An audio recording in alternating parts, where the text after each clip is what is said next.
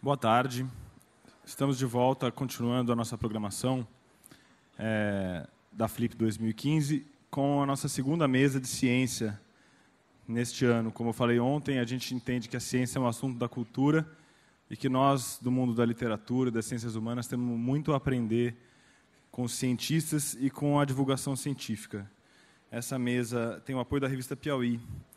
E, enfim, ela fala de um assunto talvez não muito convidativo à primeira vista para um sábado à tarde, e até porque depois daquele 7-1 parecia que o Brasil nunca mais ia se interessar por números.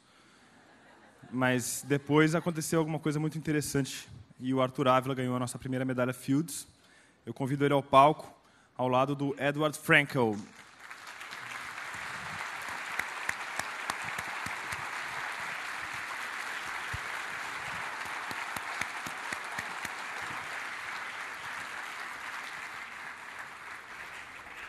E para falar com eles, temos o bravo Bernardo Esteves, repórter da revista Piauí, especializado em ciência e autor do livro Domingo é Dia de Ciência, publicado pela Zoug. Vai em frente. Obrigado, Paulo. Boa tarde. Estamos aqui, então, dando início a essa sessão Os Homens que Calculavam, que vai promover um diálogo entre dois matemáticos, Arthur Ávila, brasileiro, que também tem nacionalidade francesa, e Edward Frankel, nascido na União Soviética, naturalizado depois norte-americano. Vamos conversar então sobre matemática. E o nome dessa sessão, Os Homens que Calculavam, é inspirado num livro lançado originalmente em 1938, que algum de vocês talvez conheça, por um autor que assina com o pseudônimo de Malbataan, mas na verdade era um nome de inspiração oriental usado por um professor de matemática carioca chamado Júlio César de Melo e Souza. O Homem que Calculava relata as proezas matemáticas de um calculista persa em suas andanças pelo Oriente. Esse calculista, o protagonista, chamado Beremi Samir, resolve alguns problemas de forma engenhosa e aparentemente assombrosa para os leitores. O exemplo mais divertido, talvez, quem lê o livro se lembra bem, é a história de como ele dividiu 35 camelos entre 3 irmãos. Era uma divisão difícil de fazer, que tinha proporções específicas a serem respeitadas. E ele dá um jeito de resolver essa divisão e ainda acabar com ele próprio levando um camelo para si próprio, com o resto da divisão. E para muitos jovens brasileiros nas últimas décadas, a leitura desse livro significou um primeiro contato prazeroso com a matemática e com o universo, enfim, dos números e conceitos que estão ligados a essa disciplina. E convencer o público, o grande público, de que a matemática pode ser uma fonte de gozo e de prazer estético é justamente uma das bandeiras defendidas pelos nossos convidados dessa tarde. Um deles, aqui à minha esquerda, o carioca Arthur Ávila, que completou 36 anos na segunda-feira passada e ficou mundialmente conhecido no ano passado por ser o primeiro pesquisador formado numa instituição do mundo em desenvolvimento a ganhar a medalha Fields. A medalha Fields é o prêmio mais importante da matemática, comumente comparada por sua importância ao prêmio Nobel, que justamente não tem uma categoria matemática. E, seja como for, não é exagero dizer que essa medalha ganhada por ele é o prêmio mais significativo já conquistado por um pesquisador brasileiro de qualquer especialidade. Arthur é cria do INPA, o Instituto Nacional de Matemática Pura e Aplicada, criada nos anos 50, no Rio de Janeiro, um centro de excelência que tem pesquisadores brilhantes como ele. E tem também nacionalidade francesa e é pesquisador do CNRS, que é o Centro Nacional de Pesquisas Científicas da França. Arthur divide o seu tempo entre Paris e o Rio de Janeiro, está na metade do ano brasileira nesse momento, né, Arthur? Dando início agora. E ele se especializou no estudo de sistemas dinâmicos, que é uma área da matemática sobre a qual ele vai nos falar um pouco mais daqui a pouco. Para conversar com o Arthur, a gente tem aqui o Edward Frankel, um matemático russo de nacionalidade americana, de 47 anos, radicado nos Estados Unidos desde os anos 90. Frankel se graduou na então União Soviética, no período da abertura política, da perestroika, e enfrentou as dificuldades de inserção institucional para um matemático de origem judaica, como é o caso dele, por conta do antissemitismo então vigente na União Soviética. E aos 21 anos foi convidado para ser pesquisador da Universidade de Harvard e ficou nos Estados Unidos desde então. Desde o final dos anos 90, Frankel é professor da Universidade da Califórnia em Berkeley e é autor de livros para o grande público, incluindo esse que foi lançado no Brasil no final do ano passado, que ele vai mostrar para vocês agora, Amor e Matemática, no Coração da Realidade Escondida, lançado pela Casa da Palavra no Brasil.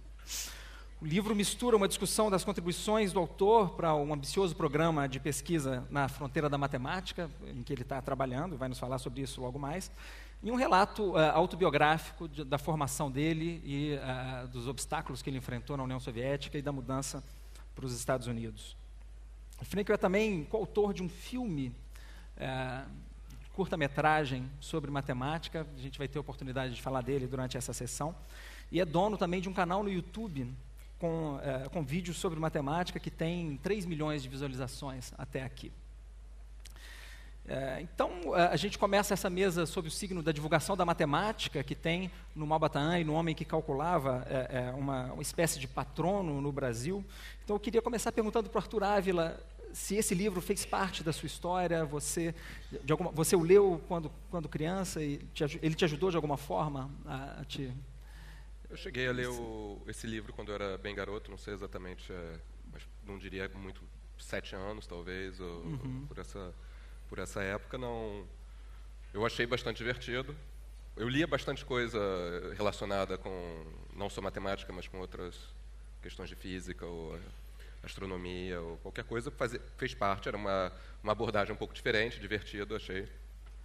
Mas fez parte da minha formação, não foi especialmente marcante, mas eu me lembrava e me lembro por longo tempo de algumas das histórias, como essa do camelo. E foi algo que eu creio que tenha lido e relido várias vezes para pegar bem todas as histórias. Perfeito. E a gente estava conversando mais cedo sobre esse livro, nós três, e o Frenkel notou como o exemplo do livro e a associação da matemática com o cálculo pode ser uma ponte para a gente entrar num assunto que é muito caro aos dois, que é quebrar os estereótipos que estão associados na cabeça do público leigo à matemática. Frenkel, eu queria então começar a sua participação aqui hoje te perguntando por que a gente não deveria associar a matemática exclusivamente ao cálculo, em que medida que a gente pensar nos matemáticos como homens que calculam é uma ideia que vai na direção do estereótipo que a gente deveria combater. Right. Well, first of all, I want to say boa tarde.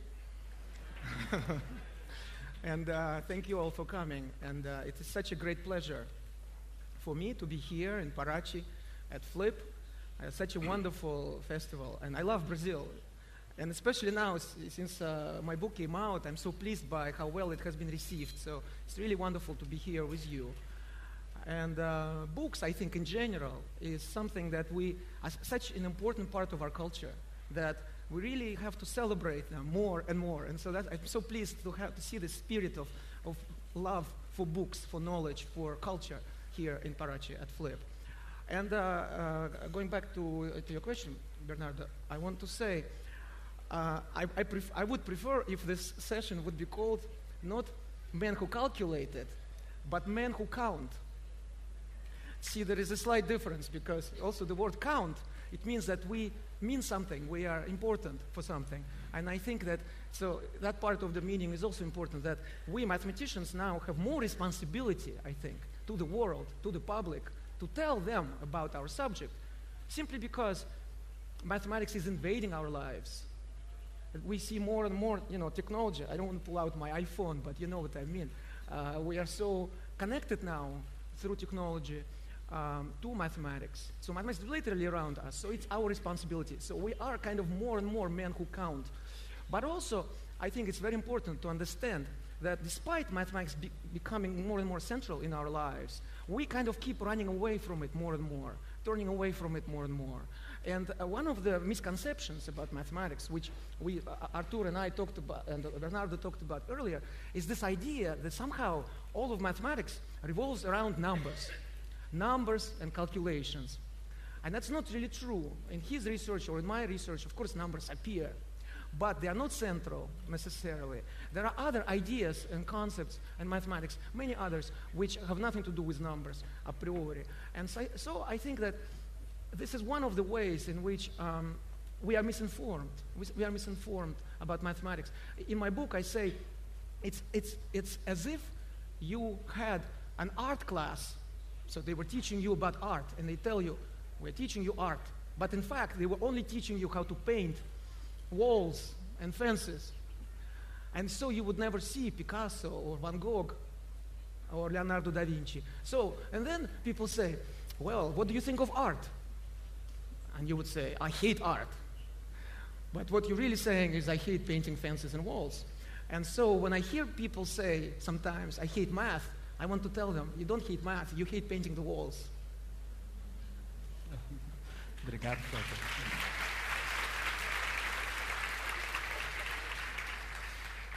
Então, vocês, como matemáticos profissionais, continuam enfrentando a realidade desse estereótipo, né, Arthur? Você tem histórias, até daqui de Paraty, que mostram um pouco ao público em que medida vocês continuam sendo associados um pouco a homens que calculam? Sim, eu creio que seja tão afastado do conhecimento do público mais geral sobre o que realmente faz um matemático.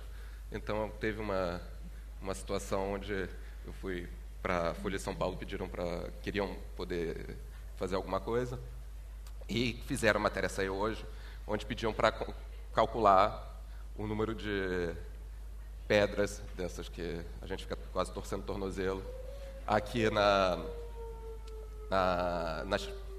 nas ruas aqui de Paraty. Eu fiquei pessoa muito simpática e tal, eu falei, vou ser incapaz de fazer alguma coisa, um trabalho muito melhor do que qualquer outra pessoa, mas eu fiz a coisa natural a ser feita nessa situação. Mas eu fiquei pensando se porque me passaram isso originalmente como um desafio matemático, então seria uma coisa que seria representativa do trabalho do matemático, e seria uma coisa como pegar um poeta ou qualquer outra pessoa fazendo uma intervenção, digamos, na parte mais literária da Flip, chamá-lo para um desafio literário e dizer que ele precisava fazer palavras cruzadas. Certo? Or imagine Picasso comes to you and you say, what do you do? I'm an artist. Could you please paint the wall for me? You know? Os objetos que a gente trata são a nossa maneira de pensar está para os números e esses objetos de base com os quais a gente se familiariza, a gente é introduzido na escola, dessa mesma maneira, como dicionário, não dicionário, mas a lista de palavras, tem um grande número de palavras que são conhecidos, tá para você fazer literatura. A literatura usa as palavras, mas não é sobre... As palavras são usadas, mas são os conceitos, são as ideias, é todo o universo que é realizado em torno que faz realmente ser a literatura. E a matemática é assim, os objetos de base que vão se construindo de maneira, em hierarquias cada vez mais complexas, etc., começam talvez nos números, mas na nossa atividade cotidiana, a nossa reflexão está além daquilo, e a gente vai tentar talvez passar um pouco disso com algumas metáforas, porque para passar corretamente dependeria certamente de uma certa preparação maior, talvez a gente consiga passar alguma coisa. Metaphors is always a good start. It's a good start, metaphors. Because sometimes, mathematicians, we try too much. We start explaining all the details right away, and sometimes we scare people. So I learned this lesson a long time ago to start slowly, But the problem, like I said, is it's very difficult for us, for Artur and myself, to have this conversation. Sometimes I go to a dinner party, and people ask me, "What do you do?" And I say, "I'm a mathematician," and I see the sadness in their eyes. They say, "Oh, it's okay." They want to say it's okay, And so, and I try to imagine that you are an artist, okay? But everybody thinks that art is just about painting walls and fences. And so you go to dinner party, and they say, who are you? What do you do? And they say, "I'm an artist." And they say, "Oh, okay, so the guy paints walls and fences, okay, which is not so bad. I'm not saying it's bad, but it's not the same." And then says, "So what do you like about your job?" And the artist says, "It's so beautiful what I do. It is so beautiful." And they think, this guy thinks that painting fences and walls is beautiful. Wow, And so that's where we are. So it's very difficult to even start the conversation, because I think that at our schools from a very young age, we don't tell our kids, we don't tell them, we don't open these doors. We teach them calculations and procedures, which oftentimes they just memorize. They just memorize for the exam. And after the exam, they forget.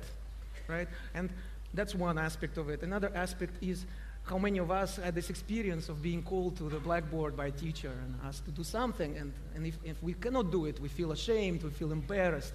And I think this kind of experience, especially if the teacher is not very encouraging, which unfortunately happens, that's the problem, because then this stays with us. This pain of this childhood trauma of sorts actually stays with us, and it becomes very difficult to get out of it. So in some ways, I feel that what Artur and I have to do is sort of be like therapists, offer a kind of a therapy, and to show there is nothing to fear. Obrigado, Frankel. Justamente a gente aborda aqui um problema central que está presente na reflexão dos dois convidados, que é a diferença entre a beleza da matemática que se faz, da alta matemática, que os matemáticos com a qual vocês dois trabalham, e o nível da matemática ensinada nas escolas. Nas escolas os alunos pintam muros e não tem contato. Essa metáfora, essa imagem é sua, do seu livro, né? Assim, seria como ensinar a história da arte sem mostrar os Picassos e os grandes mestres da arte. Agora, como é que a gente poderia, de alguma forma, transformar o ensino da matemática de forma a que as crianças pudessem ter mais contato com os grandes mestres, o ensino... A dificuldade conceitual da alta matemática não é um obstáculo para isso? Pergunto isso ao Artur, depois eu queria ouvir o Frankel a respeito também. Realmente, entender realmente o que é o trabalho de um pesquisador demora tempo, não é possível começar com isso para poder ser corretamente apreciado, mas existem vários aspectos diferentes da matemática que realçam a importância. Eu não gosto que seja enfatizado de maneira exclusiva nenhum desses dois principais aspectos, que são o fato de que para gerar o interesse, porque nada substitui no processo de aprendizado que a pessoa tenha. No meu caso, por exemplo, eu sempre tive um interesse único sobre aprender mais sobre diversos temas, então não era necessário fazer muita coisa pelos professores para que eu continuasse estudando. Então, isso é o que tem que ser buscado, que a criança tenha isso nela e vá em frente. Então, para chegar a isso, você pode chegar e fazer uma abordagem sobre a utilidade da matemática, que realmente tem um papel importante e atrai muitas pessoas. A matemática está presente na nossa na vida do dia a dia, através da física ou de todas as outras ciências que bebem um pouco na fonte que é dada pela matemática, e está por trás dos desenvolvimentos tecnológicos e outros que permeiam a nossa vida. Mas também parar nisso é algo que pode não ser totalmente motivante para outras pessoas, que esse ponto de vista utilitário é limitador também, porque você pode abordar a matemática como um processo, como uma atividade humana, como as artes, e lúdica às vezes também, e você fazer por um certo prazer, que é difícil de explicar sem fazer, para você realmente perceber que tipo de prazer você pode ter com a matemática. Você tem que ter se dado a oportunidade de tentar pensar em alguma coisa e interpretar certas abstrações e criar os seus próprios conceitos, a sua interpretação do que você está aprendendo. E então passar esse aspecto, que às vezes, através de certos problemas um pouco mais interessantes, que sejam abordados na classe, ao invés de uma repetição mecânica, que é isso que em geral é feito. O professor chega e fala, olha, tem essa receita de bolo aqui, a gente vai fazer 200 exercícios iguais, com um pouquinho de variação entre um e outro, vocês fazem e pronto. Então, isso aí ninguém vai ficar muito estimulado a fazer. Se você apresentar alguma coisa onde a matemática esteja claramente envolvido, o papel principal não é uma fórmula, mas a criação de algo, a criação de uma ideia, de um conceito que vai permitir a solução de um problema, já muda de figura e vai se tornar algo que vai ser mais atraente para as pessoas. Obviamente, isso de maneira prática é complicado, porque para você explicar a matemática dessa maneira, a própria pessoa que explica tem que ter uma boa relação com a matemática. E, obviamente, na situação prática que a gente tem no Brasil, a gente pode imaginar que você precisa ter professores que já tenham sido bem formados sobre a matemática. A gente sabe que a realidade, muitos professores dão aulas de matemática sem gostar particularmente da matéria e sem entender bem o que estão fazendo. Aí como vai passar para para o estudante uma boa relação com matemática que você não tem você mesmo. Então, uma coisa que pode envolver certas gerações para chegar lá, mas eles têm certas ideias de fazer alguns atalhos, de introduzir. Um dos atalhos possíveis é através de uma divulgação científica, onde as pessoas ouvem sobre isso, não através do seu professor, que por todas as dificuldades do sistema não teve as oportunidades. Então, você não depender da passagem pelo processo formal da escola, mas ser exposto na mídia ou pelos amigos, ou falarem alguma coisa interessante sobre a matemática para criar essa motivação. Uma vez que a pessoa tem a motivação, ela procura por si só. Existem todos os métodos ele tem um canal no YouTube, por exemplo, e existe você pode ler coisas na Wikipedia ou procurar simplesmente sobre fractais, por exemplo, e ver imagens, desde que haja curiosidade. Então você tenta jogar isso na pessoa de alguma maneira e depois a pessoa se vira, praticamente. Perfeito. Frankel, e na sua opinião, o que a gente poderia fazer para que nas escolas os alunos pintassem menos cerca e tivessem mais contato com as obras-primas da matemática? Right. So I agree with Arthur, what he said. It's a very complicated problem. It cannot be solved overnight, obviously. Like you said, maybe several generations. But we will definitely not solve it if we keep lying to ourselves that there is no problem. If we keep doing what we have been doing for decades, for centuries, in math education. And the results are truly scandalous, in my opinion. How many of you actually realize that practically everything in our mathematics curriculum at school, and I'm not talking about Brazil, I'm talking everywhere in the world, essentially, all the mathematics that we study is more than 1,000 years old. Practically everything that we study at school is more than 1,000 years old. Euclidean geometry which we study at school, the only geometry which we study at school, is 2,300 years old, because that's when Euclid wrote his famous book, Elements. You see, imagine the same situation in our science classes, in our history classes, in our literature classes. Imagine that we only read Homer, Odyssey and Iliad. And I'm not saying that these are bad books, they're very good books, they're very important. Likewise, Euclid's Elements, very important. He laid the foundations of modern mathematics. But a lot of stuff happened since then, just like there have been many other books written since Homer. So why is it that we stop at Euclid in our mathematics classes? So we have to acknowledge this problem. That's the first thing we have to do. We have to realize that this situation is untenable. We cannot continue this way. That's number one. And number two, I think, it's a difficult thing because who are the teachers? The teachers are also the products of the same system. So we cannot blame the teachers because they also came out of the system. And if a mathematics teacher does not like the subject, himself or herself, how do you expect them to teach the students how to love mathematics? You see, so we have to, but ultimately I think, it's always easy to talk about solving problems by, making these other people do something. Like, those people, the teachers or somebody, find somebody who is guilty and tell them to change. But in fact, usually much more efficient is to start with myself. You see. So, and when I start with myself, I decide to write a book. So this is my way to share my love of the subject with all of you. But for you, I would say, for each of you, for each of us, it's really maybe tomorrow, ask yourself, what is it in mathematics which I've never been told? What is the subject? They say it's much bigger than what we learned at school. So what is it? So read a book, watch a movie, go on YouTube, there are many videos about mathematics. For example, there is this channel, NumProfile, which has more than 1 million subscribers, and they put videos almost twice a week maybe about interesting ideas and concepts in mathematics. So if each of us learns about the subject, the way we know about art, about literature, about science, then we will change the world because there will be no other choice. We will all know, we will all wake up to the beauty of mathematics. And we have to do this. We have to wake up because it's becoming more and more important in our lives. More and more important through technology, through our connection to technology. And so it becomes very important to know what mathematics is and what its power is. And because power can be used for good, obviously, but also for ill. And the more we kind of stay in this dream state of not knowing, the more we're running the risk of things sort of getting out of hand in our relationship with technology. Obrigado, Frankel.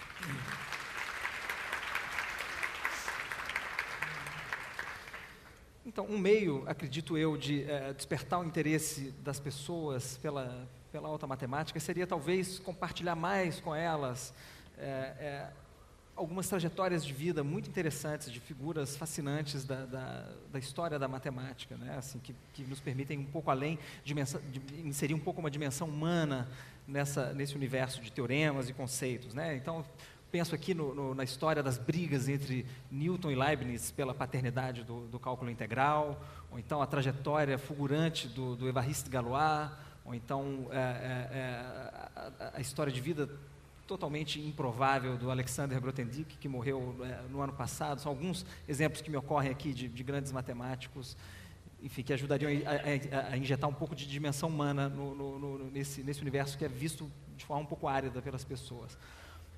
Queria pedir a vocês que contassem um pouco a história de algum, não necessariamente um ídolo matemático, mas enfim, algum nome da história da matemática que seja especialmente inspirador para vocês e que poderia de alguma forma ajudar as pessoas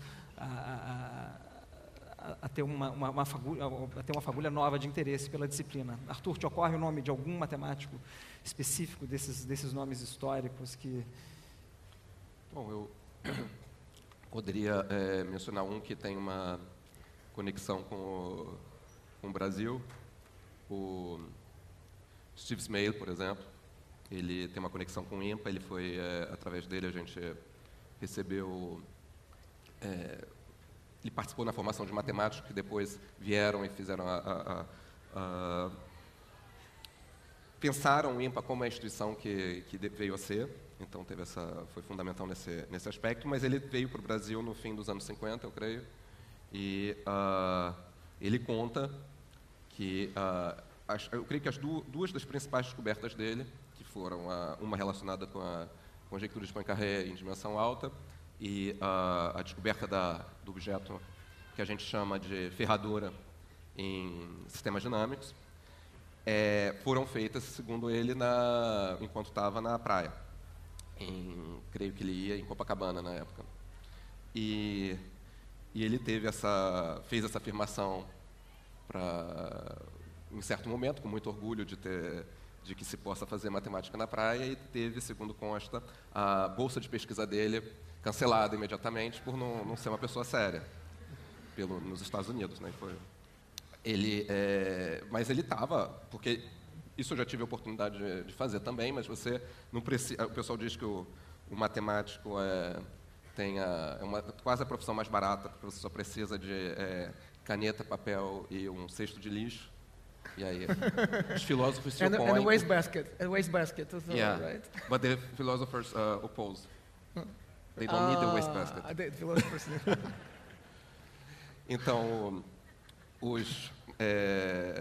mas você pode realizar mesmo sem o papel e a caneta. Na praia, ele pensou, e foi o germe de alguma coisa que saiu, e foram resultados fundamentais. Durante visitas, foi em certos momentos específicos de tempo, por acaso ele estava no Brasil, e ele conta com muito orgulho essa história. Eles outras coisas, sugiro que as pessoas estudem um pouco a história dele. Ele se opôs eu creio, à Guerra do Vietnã, e foi considerado por um tempo automaticamente He's my colleague at Berkeley, actually. So, Berkeley has a tradition as a kind of for rebellion against the system, and so he was one of the people in Berkeley who protested against the Vietnam War. Mas eu creio que ele era contra a Guerra do Vietnã, então ele era mais ou menos bem aceito no seu círculo, mas depois ele ganhou a medalha Fields em Moscou, eu creio, mas ele também se manifestou nesse momento contrário ao comunismo na época. Então ele basicamente tinha uma participação política também interessante. His office used to be next to mine. Yeah. Very nice guy. Yeah. E eu acho que vale lembrar também que o Smale, esse matemático, né, que é seu bisavô acadêmico, né, ele orientou Jacob Palles, que orientou Wellington de Mello, que te orientou no doutorado. Os matemáticos são levam muito a sério a genealogia, né? Exatamente. E uma coisa que eu acho que acrescenta a lenda do personagem é saber que o Smale, depois de ter feito contribuições centrais para mais de uma área da matemática, ele decidiu se dedicar à coleção de pedras preciosas que ele tem. Ele tem uma das melhores coleções de pedras preciosas particulares, e especificamente na fotografia. Ele comprou aparelhos fotográficos profissionais para fotografar isso, e manifestou recentemente a frustração dele. Perguntaram a ele qual era o maior desejo dele, ele disse: eu queria ser reconhecido como um grande fotógrafo. Assim, depois de ganhar a medalha Fields 10 anos antes do Arthur nascer, né, em 1966, em Moscou, justamente, né? Mas, enfim, Frenkel, voltando à questão da história da ciência, você tem algum personagem cuja história você admire especialmente, que você acha que poderia ajudar as pessoas a se interessar por matemática? Tem alguma história que você gostaria de contar? Right. Well, human story, of course, is always the most powerful. And so there's an interesting aspect here is that's one of the things that's beautiful about mathematics is the fact that we can do mathematics anywhere. I did some of my work on Ipanema Beach, not on Copacabana, but in Ipanema. But so, as far as someone in the history of mathematics who could inspire, I can't really think of a better name than Évariste Galois. Actually, I talk about him in my book, about his work, which really revolutionized not only number theory and the way we think about numbers, but many other disciplines, because it also touched upon the idea of symmetry, which is literally everywhere. But his personal story is also remarkable because he died at the age of 20 at a duel. And we still don't know exactly why there was a duel, but there are some rumors that a woman was involved. Cherchez la femme, as they say in, in French. And so, just in the days leading up to this duel, he made these discoveries, which now we call these things that he discovered Galois groups, and they are really fundamental in all of mathematics. But he was literally, so I have this image of him, sitting in a candlelight at night on the eve of his fateful duel, and writing his formulas to make sure that he passes them on to us. And I have this image, it's like he's writing a love letter to humanity, to all of us, because he made this discovery, which we all share. This is one of the most amazing things about mathematics for me, is the fact that we all share this mathematics, even if we are not aware. Even if you're not aware of the formulas that he proved, or the theorems that he proved, and I proved, and many others, even if you're not aware, they're yours. We cannot take them to ourselves. It's like love in that sense, like love and math are the two things which are everywhere, and we share with each other. But there is no other way. We have to share. We cannot take love and say it's mine. And likewise, you cannot take mathematics and say it's mine, you see. And so I think it's really wonderful that we discover these things, in my view, So the Galois kind of discovered this, and he was so eager to tell the world. And even though the world was not ready, so it took maybe another 40 years for mathematicians to fully appreciate his ideas, you see. But imagine this young man, he's 20 years old, and he's writing a love letter. To whom? To all of us, And then that sense of history, that sense of culture, which permeates all of it, all of these formulas, That's what I think, if we can convey that to our kids, to our students, then maybe they will stop saying, oh, it's the most boring subject. Perfeito, obrigado. Arthur,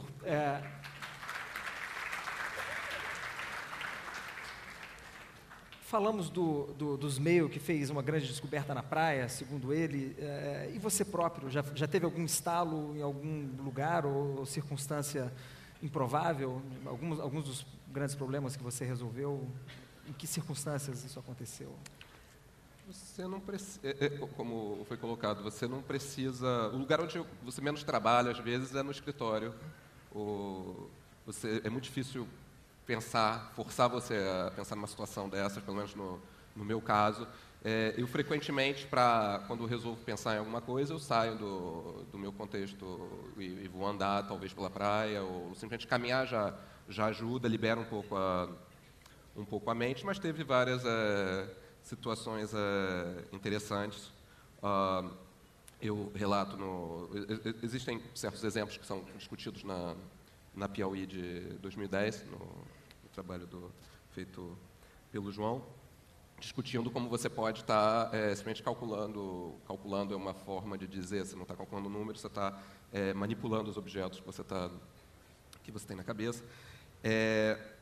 Simplesmente deitado na cama, com as luzes apagadas e deixa a imaginação rolar. E você pensa, você está, às vezes, num estado meio quase dormindo, e às vezes isso ajuda a ativar certas conexões que eu não sei exatamente como funciona, mas eu acho que funcionou várias vezes na minha vida, então não preciso explicar por quê. É uma coisa que você tenta aproveitar essa oportunidade. Mas então, deitado na cama, você pensa, de olhos fechados, ou de qualquer maneira, naquilo que você tinha deixado para trás há algum tempo. Existe essa noção de que, às vezes, o subconsciente trabalha para você e o momento onde você faz a descoberta parece muito localizado, mas o trabalho todo do cérebro não foi feito naquele momento. Foi feito quando você nem parecia estar conscientemente pensando naquela coisa. Uma história que é descrita pelo... eu acho que é o Hadamard que conta na descrição do que aconteceu com Poincaré. Eu acho que no livro dele sobre a invenção na matemática, acho que é nesse livro, que conta que ele estava partindo de férias, o Poincaré, e estava querendo pegar o trem dele, e ao subir um degrau, ele percebeu que ele tinha resolvido o problema e que agora tudo fazia sentido do que ele estava fazendo, e foi para as férias. Esqueceu, não continuou calculando, pensando em nada disso, etc. Ele ficou tão convencido que agora as coisas funcionavam, partiu para as suas férias, e ao voltar, ele simplesmente deu continuidade ao seu trabalho. Uma coisa que vale a pena mencionar é que você tem uma parte do trabalho matemático, você está meio buscando a ideia. E é muitas vezes inútil tentar, pelo menos eu acho, se jogar e bater a cabeça na parede até sair uma ideia. Não é uma coisa que funciona. Você não sabe de onde vai vir e você tem que aproveitar, reconhecer a ideia. Às vezes demora muitos anos para você reconhecer que alguma coisa vai ter uma relevância para o seu trabalho. E, realmente, eu fiz descobertas que depois demorei 2 anos para fazer uma observação pequena, mas uma vez feita essa observação, permitiu andar todo o programa de pesquisa.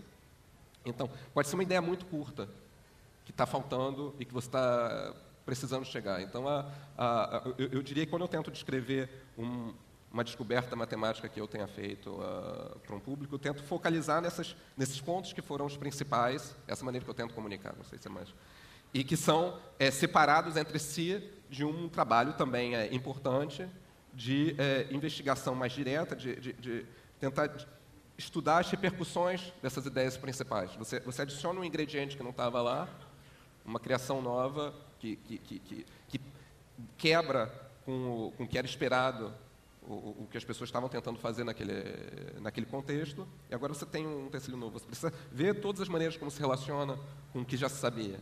E esse processo é relativamente mais tranquilo. É um trabalho mais árduo, mas você pode verificar, você pode trabalhar por várias horas no dia de maneira bastante sistemática quando você está nessa situação, até que você chega de novo no momento de não tem mais o que fazer. E aí você aguarda ou tenta de alguma coisa, cada um tem o seu método. O Erdos, por exemplo, grande matemático, tomava ácido, por exemplo. Cada pessoa vai ter o seu método. Você mesmo me contou que teve um nó que você desfez um problema específico depois de tomar um gole de rum às 6 da manhã. Conta direito essa história. Não foi um gole, foi mais quase muito mais que isso. Não estava no meio da tese e tinha ficado um problema depois de uma visita para os Estados Unidos e tinha faltado um problema, digamos, e por várias situações estava demorando vários meses nisso, e outras situações pessoais não estava muito satisfeito com como as coisas estavam andando, e eu costumava virar à noite, como costumo fazer ainda, e naquela situação eu estava simplesmente em casa, sem muita coisa para fazer, estava bebendo rum, no caso, e até chegar à conclusão que, bom, vamos trabalhar um pouco já para ver se a tese anda, e inspirado talvez pelo rum, eu observei uma coisa que ia um pouco contra a expectativa de como as coisas funcionariam naquela situação. Era uma coisa um pouco contra a lei que estava sendo feita, mas que funcionou. A brincadeira usual é que é muito fácil provar teorema quando depois de beber bastante, o problema é que depois você vê que não estava nada certo o que você tinha feito. Nesse caso, resistiu à sobriedade posterior, e o pessoal que estava, os meus 2 coautores, inicialmente foram muito céticos com a ideia, porque parecia meio esquisita realmente, mas Eles de não fato estavam veio na bebendo minha com tese. você nessa noite. Não, eu estava em casa sozinho. Certo. E o problema dos 10 martinis? Você já resolveu um problema que ficou conhecido com esse nome, porque foi... Até alguém perguntou aqui da plateia, por que você não cobrou os 10 martinis? Conta direito essa história desse problema. O problema dos 10 martinis foi simplesmente... teve uma conferência... Tinha um problema que já... Anterior a isso, já um problema relativamente... desde os anos 60 se falava em torno disso. Era mostrar que um certo objeto matemático ele tem uma estrutura fractal, digamos, muito simplificando o que seria, ao invés de ter uma estrutura mais simples, contínua, como a gente está mais acostumado a ver. Então, você tem a questão era saber se esses objetos que você estava encontrando eles seriam esses conjuntos de Cantor, como teriam essa estrutura fractal. E num momento em 80, mais ou menos nos anos 80, um matemático deu uma conferência e de piada falou, e quem resolver isso eu ofereço 10 martinis. Então não tem nada a ver com o uso de martinis, mas era uma oferta de recompensa quanto a isso. Eu trabalhando com uma matemática de origem ucraniana, em 2004 a gente resolveu esse problema. Eu estava em Pasadena, naquele momento, então, na Califórnia. O que aconteceu, infelizmente, o cara que tinha feito a oferta já tinha morrido. E os martinis Ninguém não foram tomou comprados. os 10 martinis. Não. Algumas pessoas tentaram me convencer a tomar martinis, mas eu não estava particularmente impressionado por martinis. Eu nunca entendi que tipo de martini era, mas... na verdade, tem duas versões, e uma ainda está em aberto, e igualmente não será pago, mas as chamadas dry martinis, que você, teoricamente, ainda pode provar e não ganhar nada igualmente. Perfeito, perfeito. Frankel, queria te perguntar, você trabalha desenvolvendo etapas importantes do programa de Langlands, que você descreve no seu livro como uma possível pedra de roseta da matemática, que ajudaria a conectar áreas distantes da matemática, inclusive a área em que vocês dois trabalham, né? Eu quis pedir a cada um que explicasse o trabalho do outro antes e descobri que nenhum deles tem grande familiaridade com o trabalho do outro, não seria possível a gente fazer esse exercício aqui. Maybe next time we'll do Pois it. But in fact, we talked today a little bit at lunch, and I think our research is closer to each other than I thought, so there is something in common actually. But yes, I will be happy to discuss a little bit the Langlands program, but I want to say just to follow up what Artur was saying. I think it's a very interesting thing which people don't realize, that even when we do mathematical research, it's not just thinking. It's not just the left brain, the proverbial left brain. There is, in fact, a lot of room for inspiration and for insight. And when we actually make a discovery, at that moment, we are not thinking. In fact, it's almost, I feel like, it's those rare moments when we turn off our thinking and let this, the infinite to come in, the infinity of insight, which I don't know how it works, but it's a kind of a magic in some ways. And I think it's something important to remember, because in today's world, we like to rationalize everything. We like to rationalize. We want to calculate everything, and we want to plan every step and to control everything. But in fact, it doesn't really work, because what it brings is a lot of anxiety, because we start worrying about everything. Oh, did I take into account everything? And so the kind of wisdom is actually to do the opposite and to let go and kind of go with the flow. And I think that we find it more and more difficult today, but in fact it's what mathematical research, discovery in mathematics tells us, is that even mathematics, which is the most cerebral subject, very logical, but even in mathematics, mathematical research and mathematical discovery also has this element of magic, this element of unexpected, mysterious, And so I was just giving a lecture about this in Aspen, Colorado, at the Aspen Ideas Festival. To my mind, it proves very convincingly that, in fact, for example, you cannot have computers, robots, doing exactly what human mathematicians do. I don't believe that computers can actually do mathematics in the same way. Of course, computers can calculate, They can calculate much better than us, for sure. But they can follow a program, an algorithm. And I believe that life is much richer than any algorithm, any formula. And even doing mathematics goes far beyond the actual symbols that manipulate. There are also ideas which are in between, somewhere in between. And so, and speaking about that, I can tell you about the Langlands program, which is my subject, about which I talk in detail in my book. And what I like about it is exactly this, the fact that it actually goes beyond any specific subject, but it is about building connections between different disciplines of mathematics. I know it may sound kind of surprising to people who are far away from mathematics, but mathematics is not just this one big lump of stuff. In fact, there are many different subjects. It's like continents. Imagine mathematics as planet Earth, as a planet, and there are different continents on this planet, like number theory, which is study of numbers. Yes, of course, numbers, we do study numbers, of course, and there's a whole subject about that. Geometry, then there is also analysis, dynamical systems, and so on, all the subjects.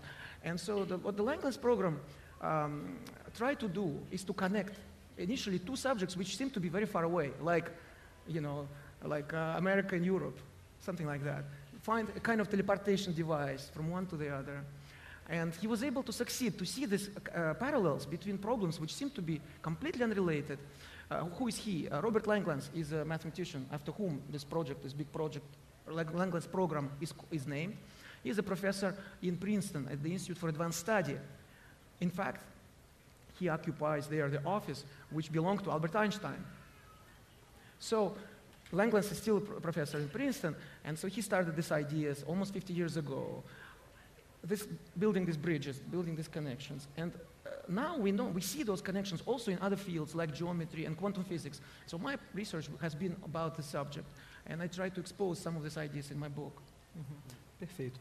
E você conta, no seu livro, você conta justamente que um projeto de pesquisa nessa linha de desenvolver o programa de Langlands recebeu do DARPA, que é a agência de financiamento de pesquisa norte-americana ligada ao Ministério da Defesa deles, ligada aos militares, recebeu um financiamento que foi o mais alto já concedido a um projeto de matemática pura.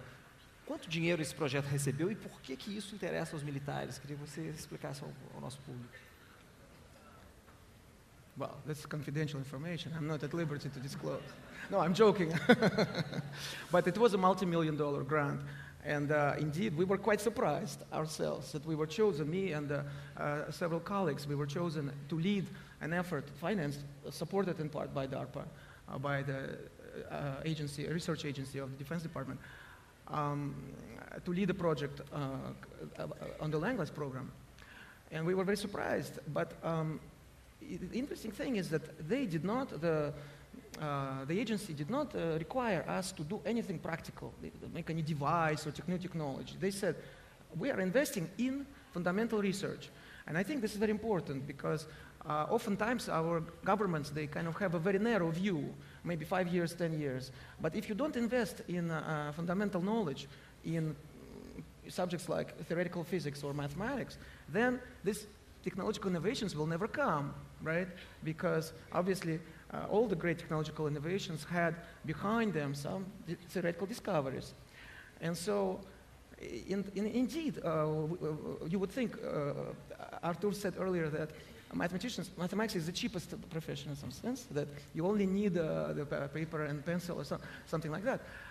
But in fact, funds could be very useful. So we found that this way we could organize various meetings and conferences. We could bring, for example, one researcher to go and work with his collaborator in another university, in another town, in another country, and so on. And that gave us flexibility to have a concerted effort attacking particular problems, and we succeeded. We did find some, it was a big project. It's not one or two people, it's many more, dozens of people who were involved, but ultimately there were many discoveries made with support from this funding. And I think it's a good example of how even, how clever, how it's a very good investment, I think. It's a very good investment. In my book I was saying that somebody was asking, in what way could it help the defense? Not in our case, but in case of study of elementary particles. Some years ago at some congressional committee hearing in the United States, the question was asked, in what way it is going to help the defense of the country? And the physicist who was answering, he said, it's not going to help defense in any way, except to make our country worth defending. So you see, so this research is our pride, is our culture, you know, it's part of our culture. That's what mathematics is. Eu gostaria de mencionar algumas ideias sobre essa questão da aplicação da matemática. Como eu falei, as pessoas frequentemente me perguntam se o que eu faço tem alguma aplicação, e eu respondo que não é a minha preocupação. Pode vir a ter alguma aplicação, mas não é por isso que eu faço, e não estou particularmente me fixando sobre isso. E algumas pessoas acham muito estranho você trabalhar com uma coisa sem esperar uma aplicação direta. Eu, em geral, retruco com o fato de que tem muitas atividades humanas que não são aplicáveis diretamente, e você investiga, como a gente falou, que a gente está tentando passar pela beleza estética ou pelo senso de, às vezes, lúdico, várias coisas que precisa ser estimulado, porque faz parte de ser humano, né?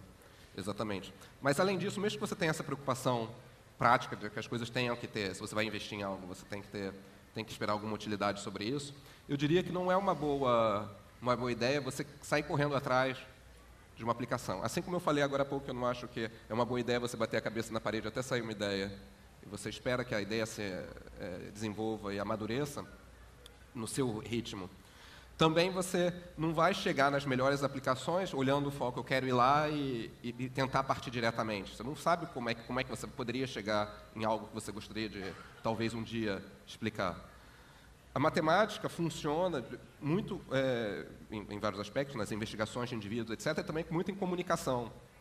Matemática, você tem uma grande comunicação entre diversos tipos de matemática, e, no final, todo mundo que trabalha, que seja voltado para uma aplicação, porque existem matemáticos que estão trabalhando diretamente numa aplicação fixa e que querem resolver um problema bem concreto para uma aplicação, digamos, num tomógrafo ou qualquer outra coisa, ou matemático que só gosta de, aparentemente, brincar com alguma coisa, que fica com uma coisa totalmente desrelacionada, em princípio, de qualquer aplicação, e que até pode se orgulhar disso, de que o que eu faço não tem nenhuma utilidade, todos eles estão contribuindo para o conhecimento matemático. E há um tráfego, um trânsito de informação de um lado para o outro. Se você imaginar de maneira simplificada, numa linha de aplicabilidade, um cara extremamente puro de um lado e um cara totalmente aplicado e que quer ver a repercussão direta, e que é isso que o motiva, cada um com a sua motivação, as descobertas feitas brincando por vão apontar direções que podem ser reconhecidas pelo cara aplicado e levar a um novo conceito e a uma coisa bastante prática que não poderia ser intuída se ele tivesse tentado ir direto. Talvez a conversa não tenha sido entre o cara de um lado até o cara do outro. Tem pessoa no meio do caminho que vai conversando e as ideias vão se transmitindo de um lado ao outro. E da mesma direção. Tem descobertas que são feitas pelo pessoal que está observando coisas bem concretas, descobre uma coisa completamente surpreendente, e quando você vai tentar entender aquilo, você descobre que é um problema fundamental que depois pode ser investigado de maneira puramente intrínseca, né, por ele mesmo. Então, todos os matemáticos desse espectro se alimentam do trabalho de todos os outros e ajudam no desenvolvimento dessa matemática.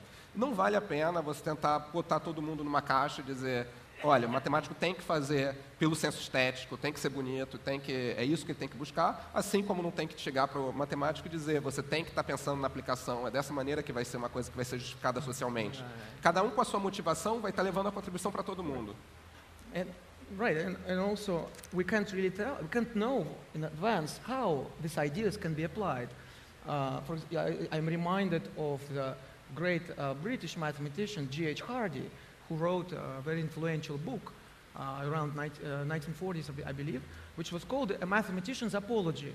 And his point there was to say, in fact, not to apologize, but to say what we mathematicians do is useless. And I'm proud of it. That was his point. That he was doing number theory, which is, in fact, he was in a kind of rather abstract part of number theory.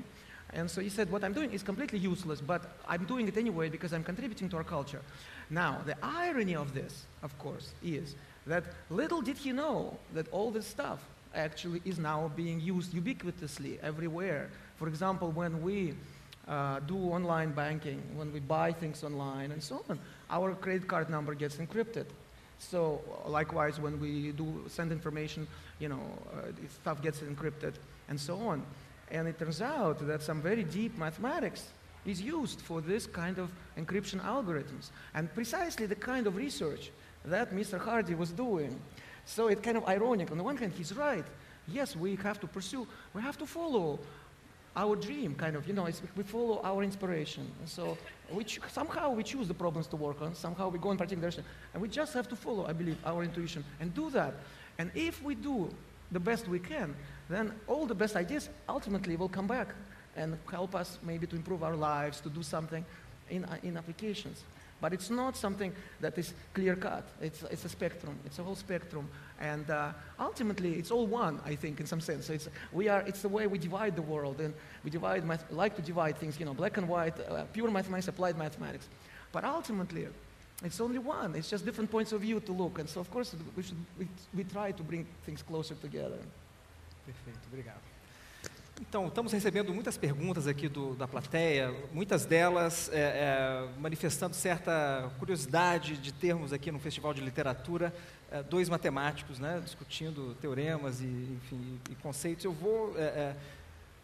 queria discutir essa questão com vocês, vou ler algumas dessas questões, deixar essas questões no ar. Claro, isso vem dentro Paulo sublinhou isso na abertura da mesa, vem dentro desse espírito de mostrar a ciência e matemática como parte integrante, né, da cultura, enfim, como fruto da aventura intelectual humana.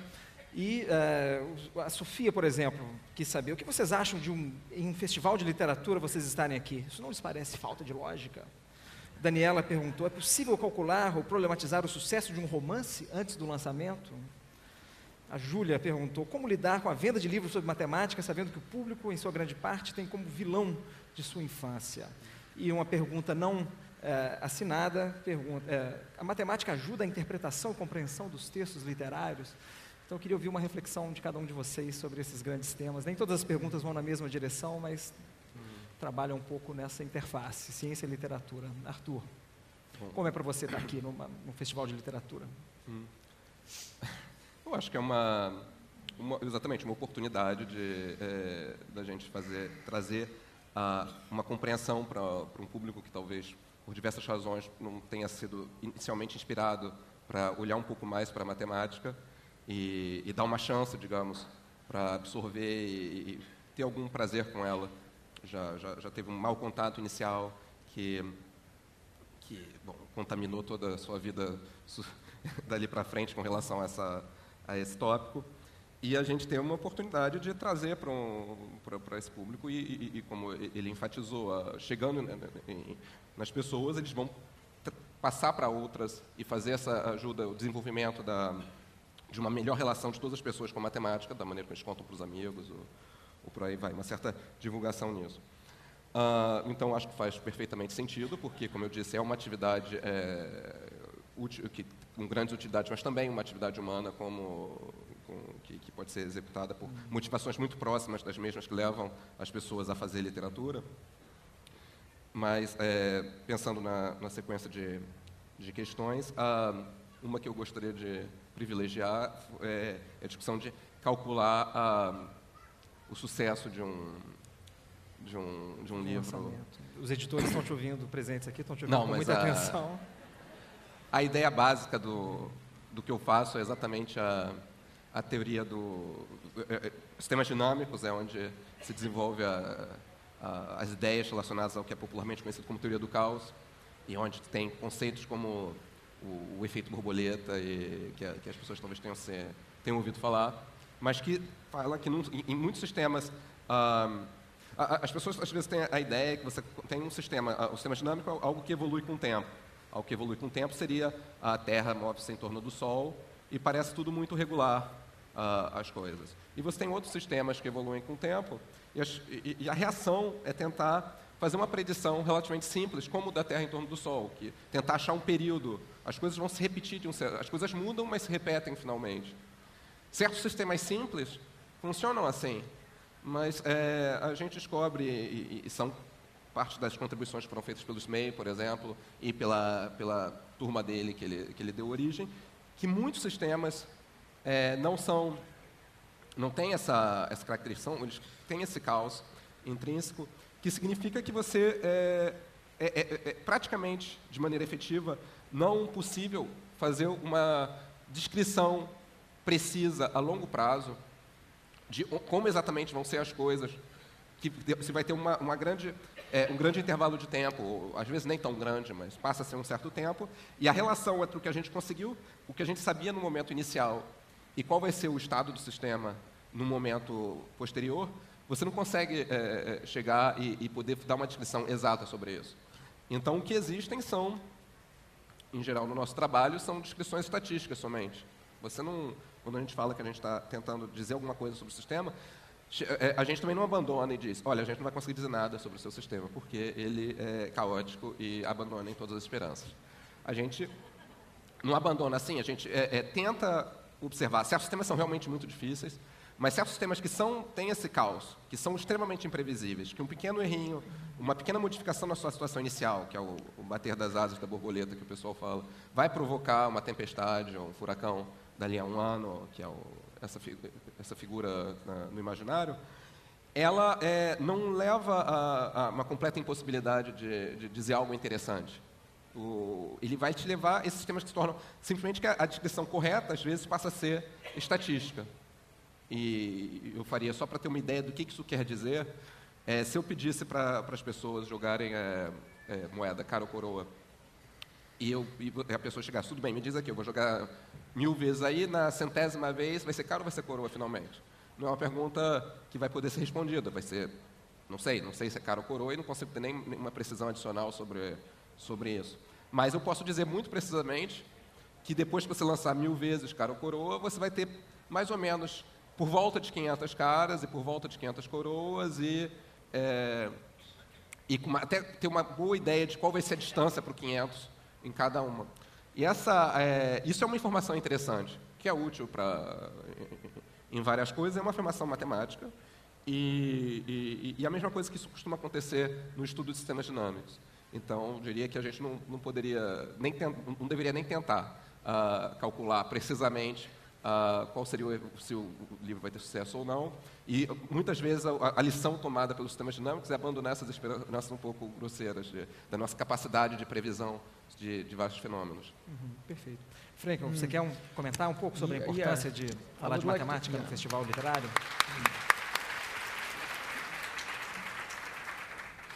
Well, I already mentioned this earlier. I think we in today's society, we put too much emphasis on sort of rationalization, on logical thinking, on reasoning, and so on. And so, but in fact, if you, as Artur just explained, in mathematics, you find, in fact, that it's only an illusion, this idea, kind of Cartesian idea of mechanistic world where there is a simple cause and effect, like one billiard ball hits another billiard ball, it goes into the hole, and so on. We have this illusion, I think, which goes back to Mr. Descartes 400 years ago, which was very important for that time, because modern science was created, the age of enlightenment, and so on. It's very useful. But unfortunately, that point of view, it is missing. It's too finite. It is missing sort of the infinite possibilities of the world and the real, the mystery of life. But ironically enough, mathematics actually is teaching us, when we study chaotic systems and things like that, we see that there is a lot more variety of processes in the natural world, which we can describe mathematically and so on, which are not at all the way we are used to think, that one thing hits another and so on. And so it's very interesting that we can learn that even from mathematics, which seems like the most cerebral subject of all. And that's why we need to talk more, because this gives us very important clues. Because I meet people all the time who say you can measure everything, you can calculate everything. There are economists who try to make these models. There are people who trade on Wall Street who make these models, and we know how well that worked out, right? So we have to be very careful also, kind of giving too much power to those models. But we also have to realize that the most important things in life perhaps cannot be measured, cannot be calculated. Like, for example, success of a book. My book, when I wrote my book, That was about 3 years ago. I was in New York and I was looking for an agent. And no agent would take me on because they said, it's not commercial. This book is not going to sell. Finally, I was lucky. There was one editor who said, I like the book, I will publish it. Basic books in the United States. And so, and then my Brazilian publisher also took a chance on this book. And it's kind of an unusual book. And they took a chance. Casa de Palavra. Very, very happy that the team is here, actually, came to support me. And, it is, I think, this kind of decisions, they cannot be calculated. And now the book is being published in 16 languages. It was a New York Times bestseller and so on, and it's done very well in Brazil. Actually, outside of the United States, I think Brazil has been the best country in terms of the success of the books. I'm very, very pleased by this. And that's why I really wanted to come and to be here with you. But I believe that this kind of things cannot be predicted, really. And we are lying to ourselves. We are deceiving ourselves when we believe that we can predict everything, and can calculate everything, can measure everything. Yes, we can calculate and measure a lot. And let's do that as long as it helps us to get to that moment where we just go with a gut feeling and decide. Obrigado, Frank.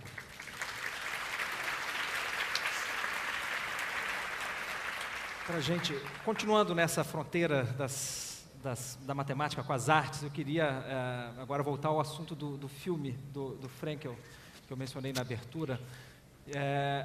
Na quarta-feira, no coquetel de abertura do evento, o Frankel não tinha chegado ainda. Eu estava conversando com o Arthur, perguntei se ele conhecia o companheiro de mesa, e ele me disse que não conhecia, mas que já tinha visto a bunda dele. E eu queria que vocês compartilhassem essa experiência do Arthur. Vou mostrar para vocês o trailer do filme do Frankel, sobre o qual ele vai nos falar logo mais. Será que a gente consegue soltar?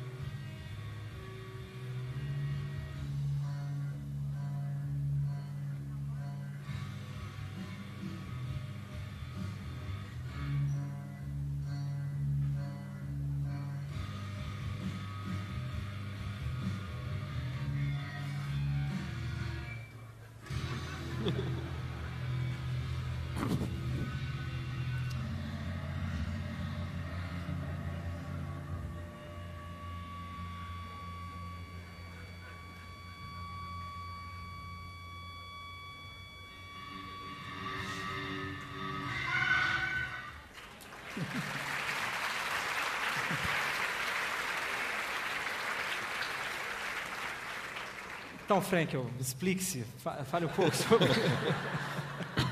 qual a história desse filme, desse ato de desprendimento seu. Well, I guess I owe you an explanation. Well, first of all, this was a trailer. It was not the entire film. Just there is a story there, And so this was made. I made this film with a French cinematographer, a wonderful cinematographer, Ren Graff, in 2009. So it's almost 6 years, and it premiered in Paris in 2010. And was at various film festivals and so on. It's a short film, it's 26 minutes, and it is a tribute to a film by a great Japanese author, Yukio Mishima. And that's why the action unfolds actually on the stage of Japanese no theater. It's very stylized, very allegorical. And but what motivated me to do it is precisely this frustration, I have to say, frustration with how misinformed we are about mathematics in our world today. And like I said earlier, with art, let's say, not everybody goes to art museums. Not everybody goes. But people know that they exist. They know where they can go to see Picasso and Van Gogh and so on. They can go online. Nobody thinks that art is just about painting pheasants and walls. That's what I would like to have. I'm not saying everybody should be a mathematician. I'm just saying, just to be aware that there exists this huge archipelago of knowledge. And then you can go as far inside as far as you want, you see. But how to even begin the dialogue? How to even begin the dialogue? Because the situation is so bad in some sense of how people are misinformed. I cannot even begin the dialogue because sometimes I say I'm a mathematician, people run away from me. Like I'm some kind of a monster, And I thought, also the problem is we mathematicians don't do enough to explain. And when we do explain, sometimes we explain too much or we go on, and the person, you can see in the eyes after 15, they go, oh, that's great, that's fascinating. They're not listening because as soon as you start saying formula, nobody's listening or 90% just shut down. So I thought how to do it in a way that people will not even kind of be surprised in a surprising way. So instead of writing a formula, how about making a tattoo of the formula? And so also this idea of a formula kind of becoming part of the body. It's like the formula gets under your skin, like the ink of the tattoo. So that was the initial idea, the metaphor, to show, first of all, the beauty of mathematics, because even the formula, it looks beautiful aesthetically. There is a meaning behind it also, which is also beautiful. But even just the form is beautiful, right? Also, it is the passion involved in this. So it's sort of the scene of tattooing the formula. The formula is supposed to be the formula of love. A mathematician discovers, that's the premise of the movie. A mathematician discovers the formula of love.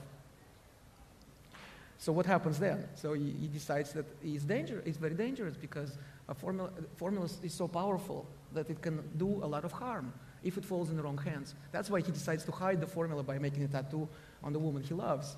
So it's this uneasiness that I have about the misuse of mathematics also that I want to communicate, that I think we should become more aware of the dangers of misuse of mathematics because it's so powerful. Like I said, it could be used for good, but it could also be used for ill. And so somehow all these ideas kind of coalesced, and that's how the movie came into being. Perfeito. Arthur, o que você acha desse trailer? Você acha que a matemática pode nos ajudar a entender o amor, as emoções? Bom, como eu falei, eu sou cético quanto a esse tipo de aplicação direta sobre fenômenos extremamente complexos. Mesmo a matemática, ela tem uma aplicação bastante, como é considerada, misteriosamente efetiva sobre a física, por exemplo. Esse é o que, em geral, é aceito como não sei como é que fala em português, mas a efetividade não razoável, né, da matemática. É misterioso por que tantos fenômenos básicos do universo são descritos tão precisamente através da matemática.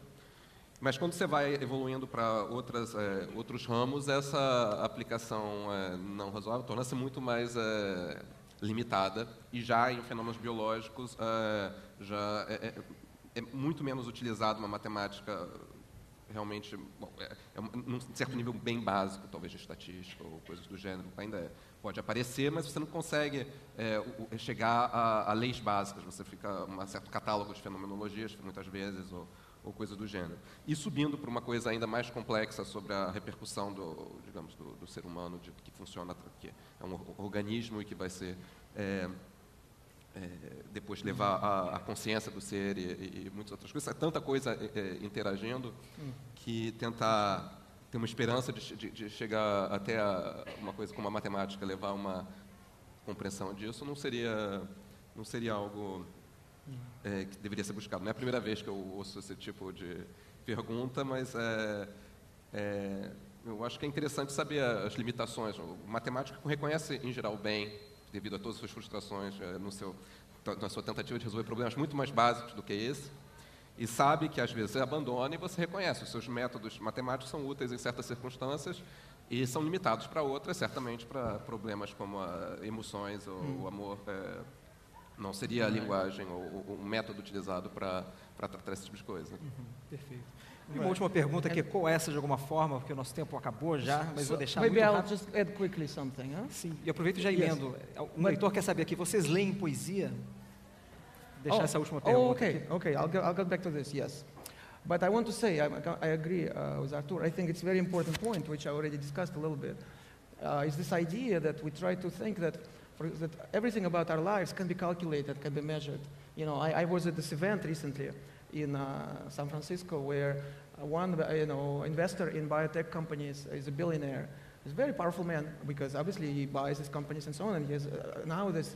We can manipulate DNA, we can do all kinds of things. So we are on the verge of some very important decisions that we have to make for ourselves, how to proceed with all this. And this man said, a human body is nothing but a number of metabolic pathways.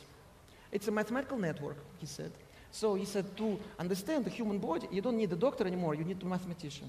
And I wanted to scream and to say, no, that's exactly the problem that we have, which is that, and by the way, I did, in my book, I talk about this. When I was a college student, I did research on the implant of kidney and things like that with doctors, where I actually developed algorithms which help to make diagnosis. But at the end of the day, it has to be a human who makes that decision, because no matter how sophisticated your model is, it's not going to capture everything about a live organism, you see. And so, but there is this fallacy. And so, of course, it's everything that science tells us about ourselves. We are not bags of elementary particles, in any sense. This mechanistic picture of the world as a collection of little balls which are kind of hitting each other. There was this French mathematician Laplace who wrote that, well, if we had all the information about every atom in the universe, then we would be able to predict the future. No. Even if you could have all this information, first of all, you can't, but you would not be able, because they're not even particles, they're waves, they are lumps of energy. We don't know. There's a lot of stuff happening which we are not even perceiving, right? And so it's very important to understand the fallacy of this dogma, which is what Cartesianism has become, And so, of course, the point of the movie is that the formula of love does not exist. And I think it's great that it does not exist, because life would be so boring if, in fact, we could find a formula. And so that's why it's really love and math. Love, it's not love is math. No, it's love and math. We need both. Mm-hmm. What about poetry? Oh, about poetry. Thank you. And yes, I do. I love poetry. And in fact, in the movie, there is a poem by the Russian. When she is writing at the beginning, she's writing a love letter to the mathematician, and it was actually a poem by Anna Akhmatova, a great Russian poet. I am your voice, the warmth of your breath. I am the reflection of your face. Useless is the flattering of useless wings. I am with you till the end, in any case. It's an English translation, so it doesn't sound as beautiful as Russian.